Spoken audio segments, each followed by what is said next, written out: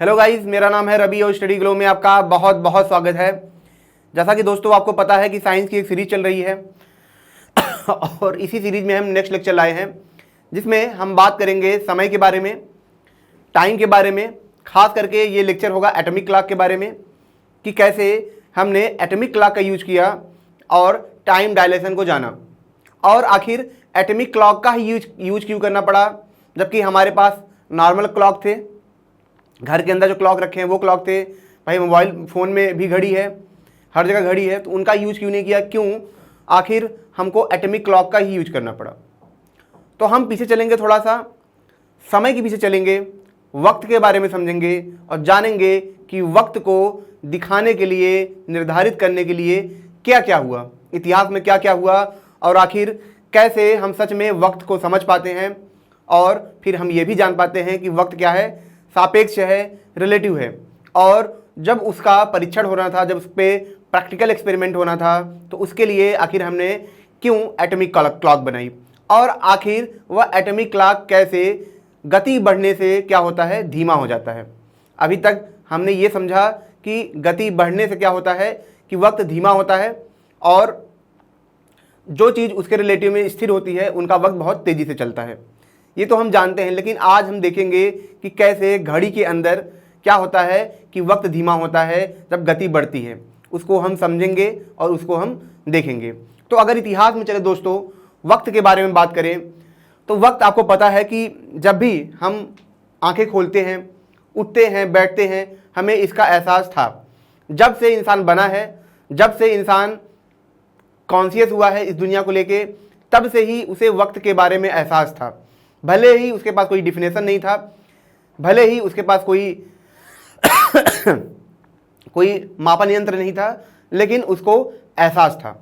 तो हम जानेंगे कि आखिर हमारी दुनिया का सबसे पहली घड़ी कौन सी है, उसको समझेंगे। लेकिन उससे पहले दोस्तों मैं आपको बता दूं कि हमारा एक वेंचर है sellyourbook.com करके। यहाँ पे आप क्या कर सकते हैं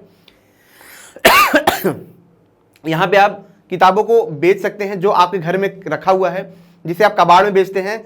किलो के भाव में 100 से 200 रुपए में 20 से 25 हज़ार किताबें बेच डालते हैं। तो उन किताबों को आप इस प्लेटफॉर्म पे डाल के अच्छा खासा पैसा कमा सकते हैं और अपने आसपास लोगों की हेल्प कर सकते हैं, क्योंकि वो लोग कहीं ना कहीं नई किताबें खरीदते हैं जिसके लिए अच्छा खासा उन्हें पे करना पड़ता है। तो वो सारा का सारा पैसा यहाँ पर उनका बच जाएगा। और इससे हर साल आप क्या कर सकते हैं कि किताबों को एक्सचेंज करके लाइफ टाइम आप पढ़ सकते हैं, और जो पूरे जीवन में आप 8 से 10 लाख रुपया खर्चा करते हैं किताबों के पीछे, वो सारा का सारा पैसा बचा सकते हैं। तो देखा जाए आपको एक फ्री की LIC यहाँ पे मिलती है इस ऐप में, क्योंकि LIC में भी आप यही करते हैं कि पैसा जमा करते हैं, फिर आपको 8 से 9 लाख मिलता है।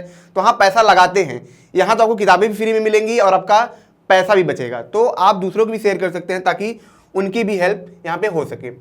खास करके आपके पास नोट्स है, अगर आपने बहुत अच्छा नोट्स बनाया है, आप टॉपर रह चुके हैं, तो उस नोट्स को आप यहाँ पे डाल के अपने आसपास लोगों को बेच सकते हैं और रियल में उनकी मदद कर सकते हैं, और आप अपनी मेहनत का पैसा कमा सकते हैं। क्योंकि आपका नोट्स बहुत ही इंपॉर्टेंट है, वो कबाड़ में बेचने के लिए नहीं है, वो ज्ञान है। तो हम समय की बात करें दोस्तों, टाइम की बात करें, घड़ी की बात करें, तो दुनिया का जो सबसे पहला घड़ी था वह क्या था, वह सूरज था। सूरज क्यों था? क्योंकि जब हमारे पास कुछ भी नहीं था, जब हमें समय के बारे में कुछ पता भी नहीं था, एहसास भी बहुत थोड़ा थोड़ा था, तो सूरज एक था जो हमें बताता था कि हाँ दिन हो गया है, अब रात हो गया है। जैसे घड़ी के अंदर क्या होता है, 12 घंटे होते हैं, ठीक है, मिनट होता है और सेकेंड्स होता है। तो उस वक्त जो हमारा टाइम था, जो हमारा घड़ी था, इतना बड़ा घड़ी जो सूरज था, यह सिर्फ क्या करता था, इसके पास 2 ही अंक थे, दिन और रात, ठीक है। 12 घंटे नहीं थे, टाइम नहीं था, सेकेंड नहीं था, सिर्फ इसके पास क्या था, दिन और रात। तो ये जो घड़ी चलती थी, इसकी सुई कैसे चलती थी, दिन और रात, ठीक है। तो ये घड़ी थी जो दुनिया की सबसे पहली घड़ी थी, मेरा ये मानना है, जिसने इंसानों को दिखाया कि वक्त क्या होता है, वक्त का एहसास इसने कराया कि हर दिन जब बीतता है तो दूसरा दिन आता है और ऐसे चलता रहता है। लेकिन अब जैसे कि आपको पता है, जब इंसान बना तो इंसान के बनने से पहले ही सूरज मौजूद था, तो कभी ये चीज़ उनको आश्चर्य नहीं किया, वो चीज़ उनके पहले से ही थी, ठीक है। लेकिन फिर कौन सी घड़ी आती है, जो हम एडवांस घड़ी की बात करें, हालांकि एक बालू की भी घड़ी है, जैसा आपने देखा होगा कि बालू रख देते हैं, ठीक है, शीशे में, फिर गिरता रहता है, तो वो भी समय को बताता है। लेकिन यहाँ पे मैं आपको दिखा दूँ, ठीक है। तो जो सबसे बेहतरीन घड़ी थी जो इजिप्ट में बनी थी, लगभग 1500 के आसपास बनी थी, वह क्या था, सन डायल था। जो सन डायल था ये काफ़ी अपने वक्त में एडवांस घड़ी मानी जाती थी और ये माना जाता था कि हाँ ये घड़ी की तरह है। और इसने क्या किया, इस घड़ी ने क्या किया कि वक्त को, ठीक है, कई भागों में तोड़ा। अभी तक क्या था कि जो सूरज था वह किस भाग में था, सिर्फ उसके पास 2 ही अंक थे, दिन और रात। मतलब ये ऐसे दिन चलती थी फिर रात चलती थी। अगर इसका घड़ी बनाया जाता सूरज का तो ऐसे होता, दिन और रात। लेकिन यह क्या था, इसने दिन को कई पार्ट में तोड़ा, ठीक है, इसने कई सारे पार्ट में तोड़ दिए दिन को। तो आप देखेंगे यहाँ पे 1 2 3 4 नंबर वाइज ऐसे बने हुए हैं और यहाँ पे बीच में खंबा गड़ा हुआ है। अब ये टाइम कैसे मेजर करता था, टाइम ये ऐसे मेजर करता था जैसे मान लो सुबह हो रही है तो इसकी परछाई यहाँ पे है, मान लीजिए सुबह होगी तो इसकी परछाई यहाँ पे है या कहीं भी है, 5 बजे पे है। अब जैसे जैसे सूरज ढलेगा, सूरज आगे बढ़ेगा तो ये घूमता जाएगा घूमता जाएगा घूमता जाएगा और जब शाम होगा तो क्या होगा, ये कहीं और आ जाएगा, ठीक है। तो एक ये चक्कर लगाएगा। ये इसका था, इसमें क्या था कि वक्त को कई पार्ट में तोड़ दिया गया था। जो दिन था, पूरा एक दिन था, उसको कई भाग में तोड़ा गया था, तो उसको घंटा भी कहा जाने लगा और ऐसे टूटा। तो ये भी काफ़ी बढ़िया था। लेकिन इसमें कमी क्या थी, कमी ये था कि जो ये घड़ी थी ये क्या करती थी, रात में नहीं बता पाती थी। बादल आ गया तो नहीं बता पाएगी, क्योंकि अब तो बादल आ गया है। कोहरा आ गया तो 10-10 दिन ठंडी ठंडी वक्त में तो कहीं किसी काम का नहीं है। तो इसका मतलब ये था कि इसको ऐसी जगह पे लगाएं जहाँ पे हर वक्त धूप रहे। और उसके बाद सबसे बड़ी समस्या ये थी, रात में ये काम नहीं करता था।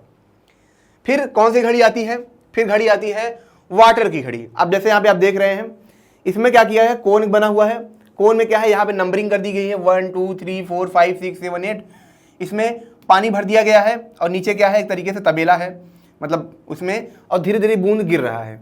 जैसे जैसे क्या होगा, पानी खत्म होगा, जैसे जैसे पानी खत्म होगा वैसे वैसे क्या होगा, यहाँ पे घंटा बीतता जाएगा और हमको पता चल जाएगा अच्छा इतना वक्त बीत चुका है, इतना वक्त हो चुका है, इतना वक्त हो चुका है। ये चीज़ हमको पता चलता जाएगा। इसमें ये था। लेकिन इसमें बहुत सारी प्रॉब्लम थी। प्रॉब्लम क्या थी, इसमें हर बार पानी भरना पड़ता था। और दूसरी बात, एक बार पानी खत्म हो जाए तो एक बार का वक्त खत्म हो गया, फिर हमको दोबारा टाइम लगाना पड़ता, दोबारा का टाइम, ठीक है। जैसे घड़ी एक बार चला, भाई 12 घंटा चल गया वो, ठीक है, बढ़िया है। अब क्या, अगला दिन क्या है हमें नहीं पता, फिर से दोबारा घड़ी चलाओ। तो ये इसमें समस्या थी, ठीक है। तो इसकी वजह से और कौन सी घड़ी आई, कैंडल घड़ी आई। कैंडल घड़ी में क्या था, जैसे कि आप देख रहे हैं यहाँ पे, इसको कैंडल बनाया गया है और उसको ऐसे कई भाग में काट दिया गया है। अब अंदाजा यही है कि 1 घंटे में इतना चलेगा, 2 घंटे में इतना चलेगा, 3 घंटे में इतना चलेगा। दिवाली में आप जलाते हैं तो उसमें आपने देखा होगा कि आपको पता होता है आधा 1 घंटा चलेगा, बस इससे ज़्यादा चल नहीं पाएगा। तो आधा 1 घंटा चलेगा, उसको जोड़ जाड़ के 24 बना दीजिए, 1 घंटे का 24 घंटे तक वो चलेगा। तो कैंडल घड़ी था, जब ये खत्म होता रहता तो घंटे हम गिन लेते थे इसके हिसाब से, फिर नया कैंडल जलाते थे, ठीक है, ये था। लेकिन इसमें क्या था, खर्चा बहुत ज़्यादा था और इतना भी किफ़ायती ये नहीं था। उसके बाद क्या आता है, पर्शियन क्लॉक आता है। पर्शियन क्लॉक क्या होता है, पर्शियन क्लॉक में दोस्तों ये क्या करते हैं कि नीचे एक थाली है, उसमें पानी भरा हुआ है, फिर क्या करेंगे, ऊपर क्या करेंगे, ये खाली कर देंगे, इसमें छेद कर देंगे नीचे। जब नीचे छेद है, जाहिर सी बात है ये जो पानी होगा धीरे धीरे इसके अंदर आएगा, और जब धीरे धीरे इसके अंदर आएगा तो ये भरता जाएगा और एक वक्त ऐसा आएगा कि उसमें डूब जाएगा। तो इसका मतलब जब इन्होंने देखा होगा कि इतना वक्त लगने में क्या होता है, मतलब एक दिन में क्या होता है डूब जाता है, तो इन्होंने क्या किया, इसको घड़ी के फॉर्म में बना दिया, ठीक है, और इसका यूज करने लगे। लेकिन इसको आगे चल के काफ़ी एडवांस बनाया जाता है, अल जजीरा करके, ठीक है, एलिफेंट वाटर क्लॉक करके बनाया जाता है। जैसे आपने जो कप देखा है, आप देखेंगे कि ये क्या करता था, इसके अंदर पानी भरा हुआ, कप यहाँ पे रखा हुआ है। अब क्या होता था, नहीं कप यहाँ पे रखा हुआ है, अब क्या होता था कि जैसे वो पानी डूबता था तो वो तुरंत नीचे आता था, नीचे आने के बाद फिर से वो ऑटोमेटिक ऊपर चला जाता था, फिर से वो पूरा भरा था, फिर से नीचे आता, फिर से ऊपर चला जाता। तो एक तरीके से ये क्या था, जो वाटर क्लॉक था, मतलब जो कप ये पर्शियन क्लॉक था, उसको एडवांस करके हाथी के फॉर्म में ये बनाया गया था, ठीक है, और ये क्लॉक था। उसके बाद गैलीली की बात करें तो वो आते हैं, और जो सबसे एडवांस घड़ी होती है, जो रियल में सबसे अच्छी घड़ी होती है, ठीक है, जो आज भी आप देखेंगे अपने घरों में, समझिए आज भी आप देखेंगे तो ये बनाया था गैलीली ने। हालांकि मैं आपको बता दूं कि इससे बहुत सारे शोध उस वक्त चल भी रहे थे, बहुत सारे लोग काम कर रहे थे, लेकिन इसका श्रेय ज़्यादातर गैलीली को जाता है। इन्होंने पेंडुलम के आधार पर क्या किया था, घड़ी को बनाया था। और ये जो पेंडुलम था या किस पे निर्भर करता था, ये निर्भर करता था ग्रेविटी पे, ठीक है, तो ग्रेविटी पे निर्भर करता था, उस हिसाब से ये घड़ी चलती थी। लेकिन इस घड़ी में क्या समस्या थी, इस घड़ी में समस्या ये थी कि यहाँ की ग्रेविटी मान लीजिए कितनी है, यहाँ पे जो ग्रेविटी का एक्सेलरेशन है कितना है, 9.8 मीटर पर सेकेंड स्क्वायर के आसपास है, ठीक। लेकिन अगर इसी घड़ी को जब आप क्या करेंगे, मंगल ग्रह पे लेके जाएंगे या स्पेस में लेके जाएंगे या फिर कहीं और लेके जाएंगे, तो वहाँ पे समस्या क्या होगी, वहाँ पे समस्या ये होगी कि ये घड़ी अपना मान बदल देगा, ठीक है, क्योंकि वहाँ पे ग्रेविटी का मान अलग है। तो जब ग्रेविटी का मान अलग होगा तो इसके ऑस्किलेशन का मान क्या होगा, बदल जाएगा, और जैसे ही ऑस्किलेशन का मान बदलेगा तो घड़ी का टाइम खराब हो जाएगा, मतलब बेकार हो जाएगा, ठीक है। तो ये इसमें प्रॉब्लम थी। तो इसके लिए अब क्या किया जाए, ठीक है, चलो ये तो मान लीजिए ये तो बड़ी समस्या नहीं थी, क्योंकि धरती पे हम ज़्यादातर रहते हैं, हमें कभी कभार स्पेस में जाना होता है, तो इतनी बड़ी समस्या नहीं थी।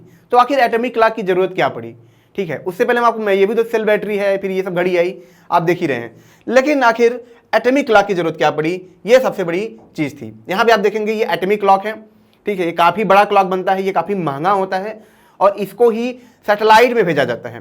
सैटेलाइट में क्यों भेजा जाता है, क्योंकि आपको पता है कि मैंने पिछले लेक्चर में बताया था कि जब भी सैटेलाइट क्या है, हमसे, हमारे धरती से दूर है, तो वहाँ पे ग्रेविटी का मान अलग होगा, और ग्रेविटी का मान बदलने से क्या होता है कि उसका असर टाइम पे पड़ता है।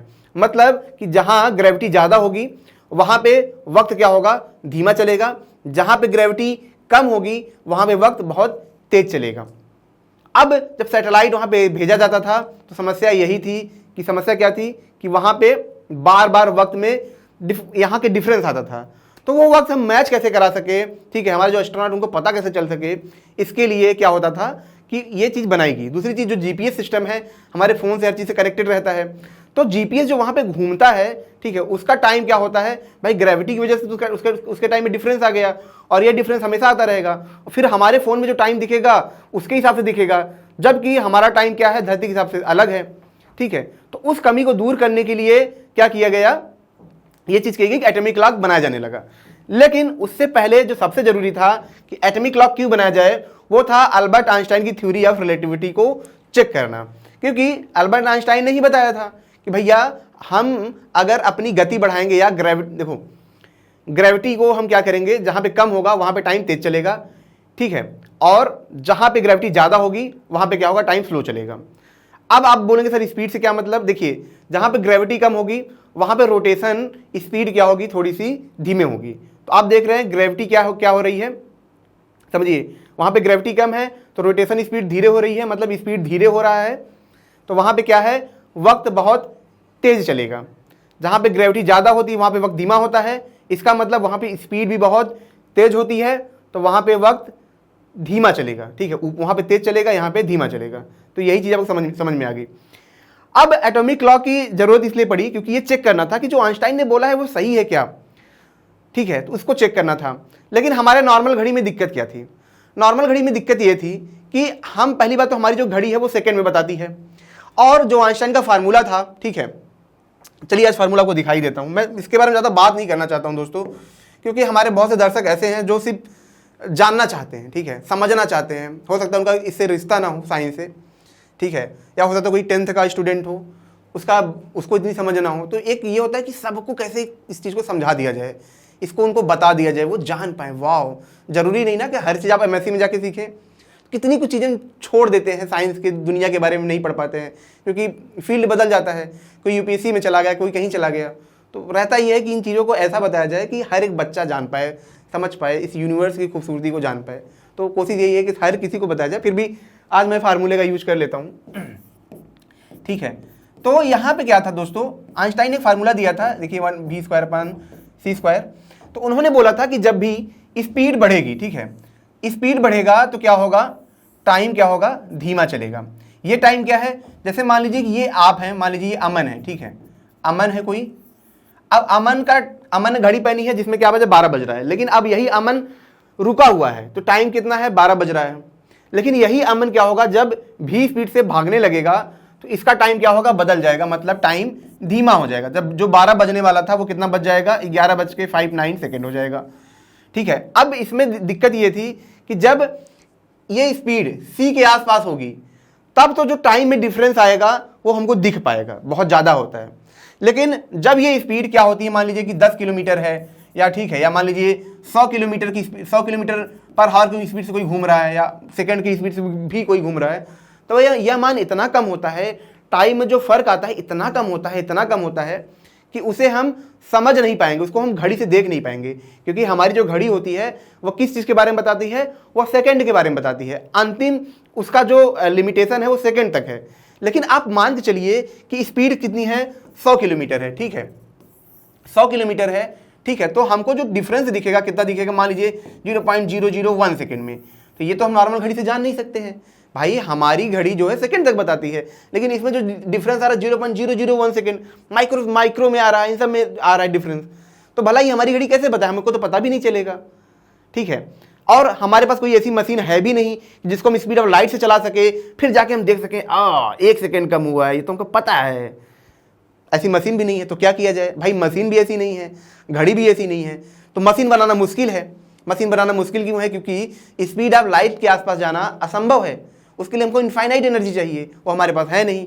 तो क्या करें, एक ऐसी घड़ी बनाए जो क्या हो कि अगर उसमें डिफरेंस भी आए, किसमें जरा भी डिफरेंस आए, नैनो में सेकेंड में डिफरेंस आए, ठीक है, माइक्रो सेकेंड में डिफरेंस आए, तो हमको पता चल जाए।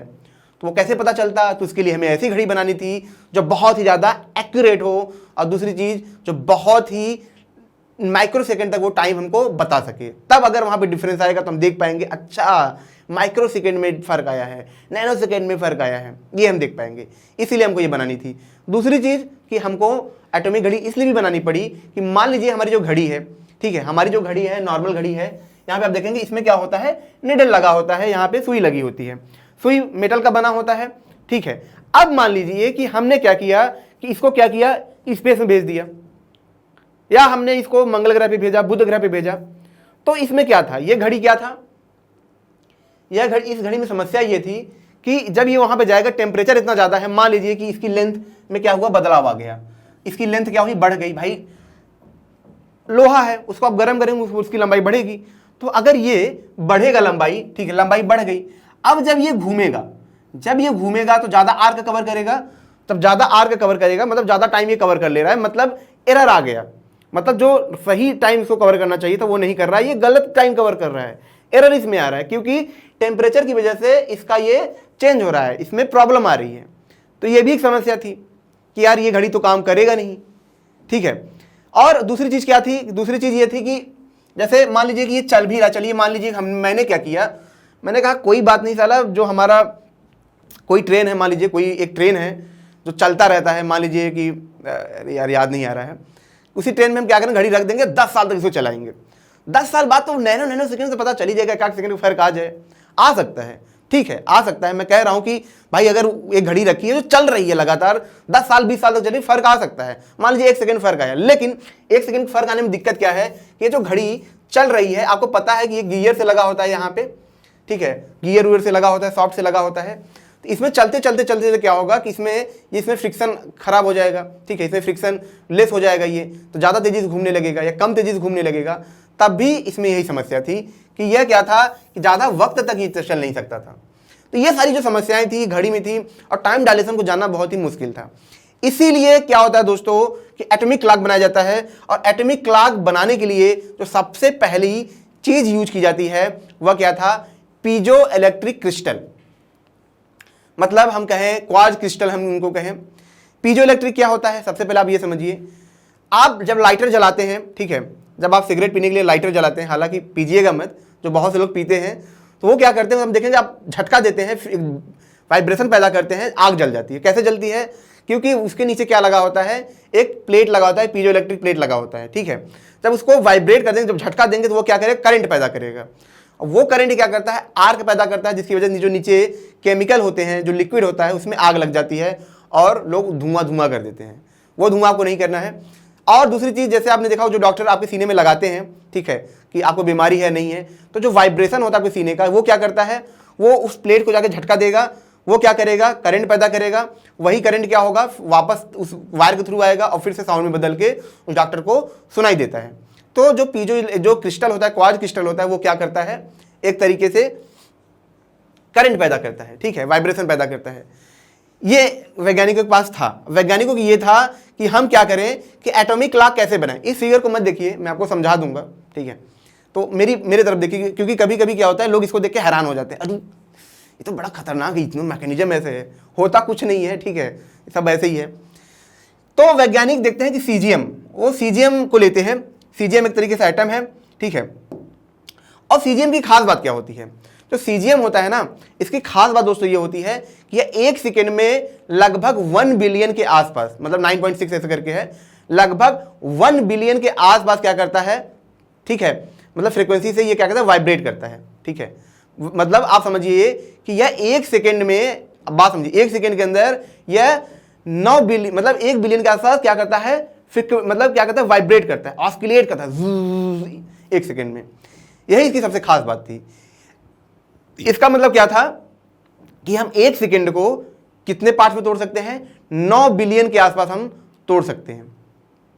बात समझ रहे हैं? मतलब कि 1 सेकेंड में क्या था कि जो सीजियम एटम है, ठीक है, जो एटम है यहां पे आप देख रहे हैं, ये 1 सेकेंड में 1 बिलियन के आसपास क्या था कि ये वाइब्रेट करता। मतलब अगर हम ये कहें कि 1 बिलियन का वाइब्रेशन किसके बराबर है, 1 सेकेंड के बराबर है, तो इसका मतलब हम 1 सेकेंड को 9 बिलियन पार्ट्स में तोड़ सकते हैं। मतलब कि अगर 1 सेकेंड में हम 1 बिलियन का भाग दे दें, ठीक है, तो एक फ्रीक्वेंसी, जो एक फ्रीक्वेंसी थी, जो एक वाइब्रेशन था, वो किसके बराबर होगा, वो 1/1 बिलियन। बात समझ रहे हैं? तो मतलब कि हम 1 सेकेंड को 9 बिलियन पार्ट में तोड़ सकते हैं। इसका मतलब अगर टाइम डायलेशन के वक्त ये फर्क आया, बहुत थोड़ा सा भी फर्क आया, तो उसको भी हम क्या करेंगे, कैलकुलेट कर लेंगे कि हाँ टाइम में डिफरेंस आया है, जो कि नॉर्मल घड़ी नहीं बता पाती थी, लेकिन वहीं पे सीजियम बता पाता था। दूसरी चीज इसकी खास बात क्या थी, सीजियम की खास जो एटॉमिक क्लॉक है, या जो सीजियम की बात करें, कि यह क्या करता था कि 100 मिलियन ईयर में, ठीक है, 100 मिलियन ईयर में, ठीक है, 1 सेकेंड का लॉस करता था। मतलब कि जैसे एक इंसान है, उसके पास बहुत ऊर्जा है, वो क्या कर रहा है कि दौड़ रहा है। 1 घंटे में उसने कितनी दूरी तय की, 1 किलोमीटर तय की, फिर 1 घंटे में 1 किलोमीटर तय की, फिर 1 किलोमीटर, 1 घंटे में 1 किलोमीटर तय किया। कितना तय किया कि 3 घंटे के अंदर उसने क्या किया, 3 किलोमीटर तय किया।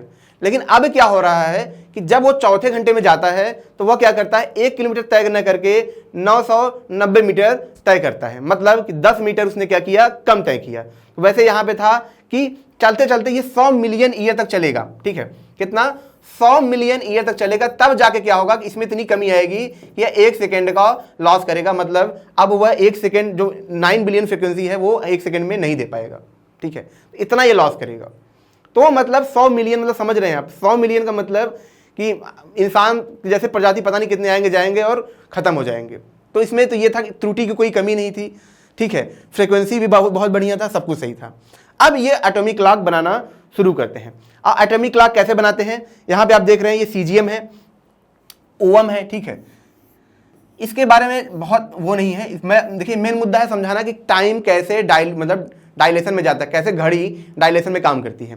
तो यहाँ पे आप देखेंगे सीजियम क्लोराइड का क्या होता है, एक तरीके से मिक्सचर होता है, जिसको जब हम गर्म करेंगे, आग देंगे, तो यहाँ से जो सीजियम एटम होते हैं ये क्या करें, तेजी से निकलेंगे यहाँ से, और ये क्या होंगे, यहाँ पे जाके टकराएंगे।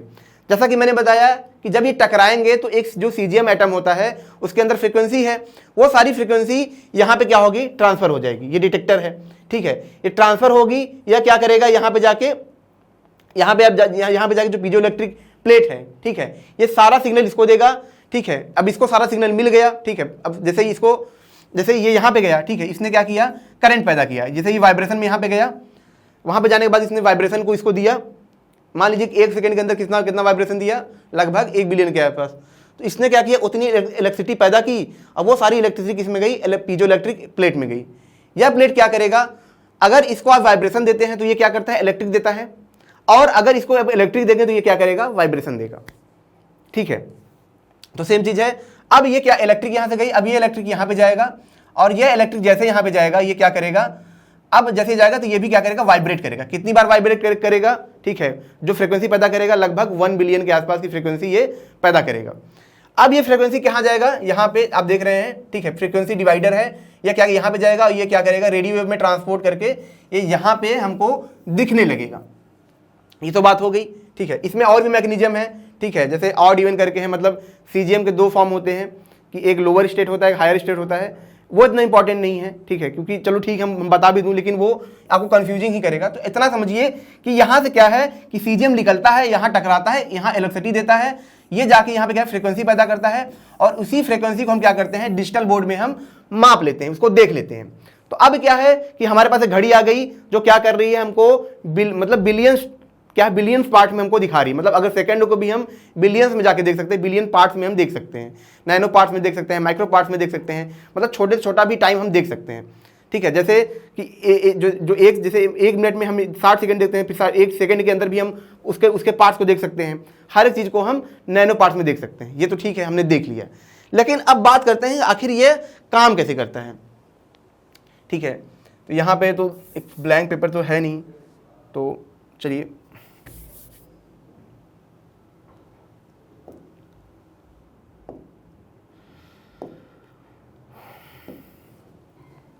अब हम समझते हैं कि आखिर ये काम कैसे करता है, कैसे जो यही एटॉमिक क्लॉक जब हम क्या करते हैं स्पेस में भेजते हैं, ठीक है, या हम किसी ऐसी चीज़ में रखते हैं जहाँ पे स्पीड ज़्यादा है, तो कैसे यही समय हमारे समय से धीमा हो जाता है, जो धरती का समय है उनसे धीमा हो जाता है। इसके लिए सबसे पहले हम चलेंगे न्यूटन के लॉ पे, न्यूटन के गति के नियम पे। एग्जाम्पल के तौर पर मैं आपको समझाऊँ, एक बार मैं बस में बैठा था और मैं कुछ सोच रहा था, बार बार सोच रहा था, और सोचते सोचते बस रुकी, मुझे लगा कि उतर जाना चाहिए। तो मैंने ध्यान से समझा नहीं कि बस उतरते वक्त हमको चलना चाहिए। तो बस हल्की हल्की चल रही थी, तो मैं ऐसे सीधा उतर गया और मैं फेंका के आगे गिर गया। और फिर पीछे से कोई बोल रहा है कि न्यूटन का नियम नहीं पढ़े हो क्या? तो यार मैंने कहा हाँ यार ये तो सही कहा। तो मैं क्यों गिरा? क्योंकि गाड़ी की स्पीड थी, तो उस गाड़ी में मैं बैठा था, तो मेरी भी अपनी गति थी। ठीक है, तो जब भी मैं गाड़ी से उतरूंगा या गाड़ी से मुझे उठा के फेंक देगा, तो मेरी तो अपनी गति है, तो मैं भी गाड़ी के साथ आगे जाऊंगा। ठीक है, जैसे मान लीजिए ये पेन है, इस पेन पे क्या है, एक बॉल रखा हुआ है, ठीक है, रबड़ का बॉल है, ठीक है, इस पे बार बार से कूद रहा, उछल रहा है। अब जब ये तेजी से आगे जाएगा तो इसके साथ बॉल भी आगे जाएगा और फिर से बॉल से जाके इस पे गिर जाएगा। जैसे जब धरती पे मैं ऐसे कूद रहा हूँ, तो फिर भी मैं उसी जगह पे गिर रहा हूँ। क्यों? जबकि धरती घूम रही है, तो धरती तो मुझसे आगे चली जानी चाहिए, लेकिन धरती आगे क्यों नहीं जाती है? क्योंकि हम भी धरती के साथ घूमते हैं, उतनी स्पीड से घूमते हैं, और फिर से जहाँ धरती पहुँची है हम भी वहीं पहुँचे हैं और फिर इसी पे आके गिर जाते हैं। तो मतलब कि हमारी जो गति है धरती के साथ उतनी गति में होती है। इसी वजह से क्या होता है, जब हम कूदते हैं, उछड़ते हैं, तो ऐसा नहीं कि हम डायरेक्ट गिरते हैं, हम ऐसे गिरते हैं और हम कुछ दूरी तय करते हैं। जैसे यहाँ पे आप समझिए कि एक बॉल है, ठीक है, अब ये धरती घूम रही है, तो बॉल भी क्या होगा, इसके साथ घूमेगा, धरती भी घूम रही है, यहाँ पे गिरा। अब अगर ये धरती रुकी हुई होती, बात समझिए, यह धरती रुकी हुई होती तो क्या होता, ये बॉल ऊपर जाता और फिर से नीचे आ जाता। ठीक है, तो ये कितनी दूरी तय करता? मान लीजिए दूरी इसने तय किया 1 मीटर, ठीक है, जब धरती रुकी हुई थी। लेकिन अब क्या था, जब धरती घूम रही है, ठीक है, धरती घूम रही है, ये बॉल भी घूम रहा है, तो क्या होगा, यह दूरी कैसे तय करेगा, ऐसे तय करेगा। ठीक है, और फिर यहाँ पे ये यहाँ पे आ गया, तो इसने दूरी ऐसे तय की, ये यहाँ पे आके गिर गया। ठीक है, तो इसने दूरी कितनी की, ये 1 मीटर नहीं तय की, इसने क्या किया, ज़्यादा किया। ठीक है, मतलब यहाँ पे लेंथ पे ज़्यादा किया। ये चीज़ आप समझ गए। अब आप सोचेंगे सर ये क्यों आप बता रहे हैं? बहुत से लोगों ने पढ़ा होगा, जो नहीं समझ पाए थे मैंने उनको बताया कि अगर धरती रुकी हुई होती और मैं इस पर कूदता तो मुझे कम दूरी तय करनी पड़ती, मतलब 1 मीटर तय करना पड़ता। लेकिन धरती घूम रही है और जब मैं इस पर कूदूंगा तो मुझे क्या होगा कि ज़्यादा 1 मीटर से ज़्यादा दूरी तय करनी पड़ेगी। ये हम समझ गए। ठीक है, अब हम क्या करते हैं, इसी चीज़ को हम सीधा कर देते हैं, इसी चीज़ को हम सेम सीधा कर देते हैं। ठीक है,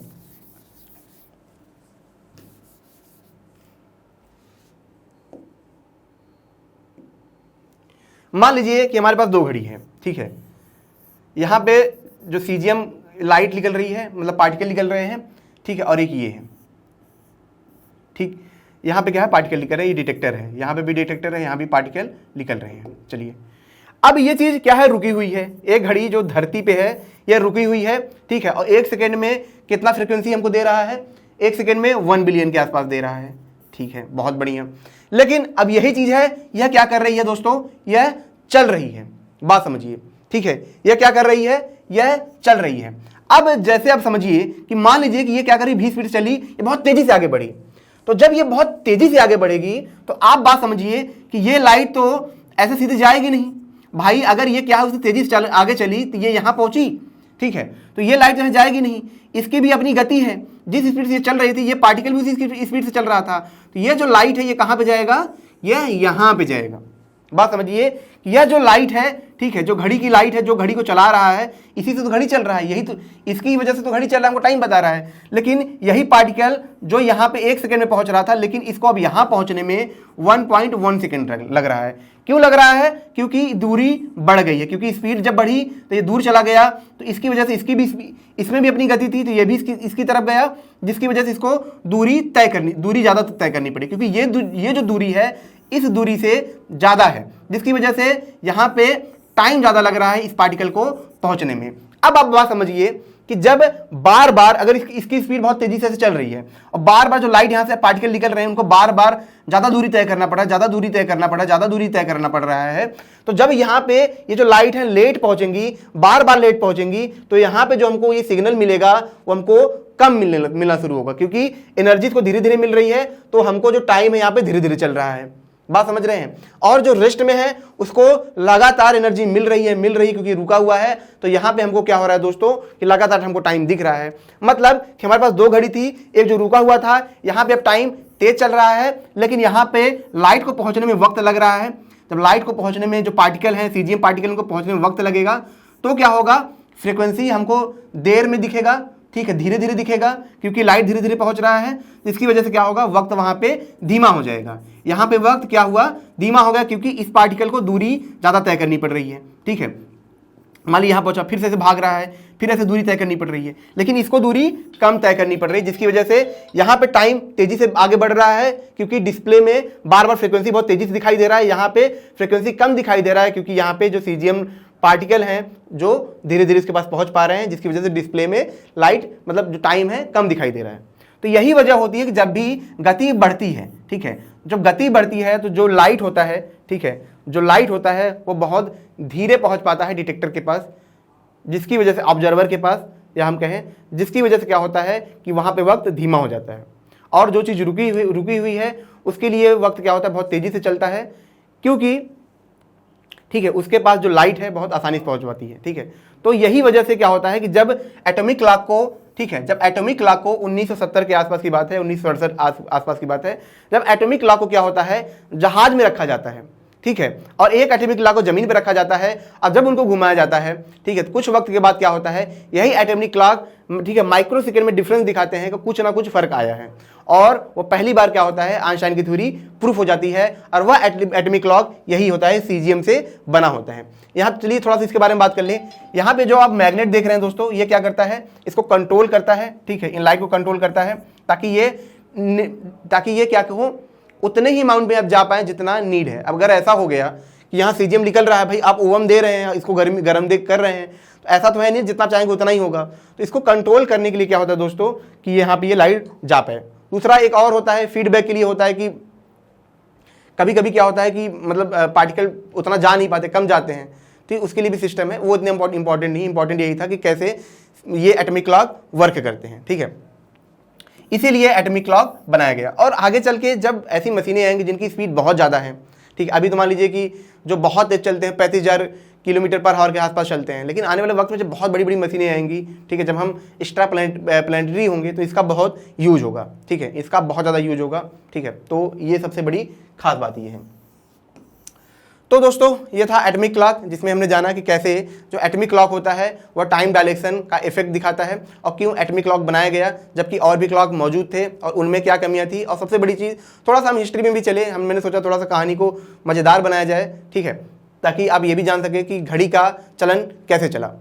दोस्तों अगर ये लेक्चर आपको अच्छा लगा हो, इसे लाइक करें, कमेंट करें, शेयर करें।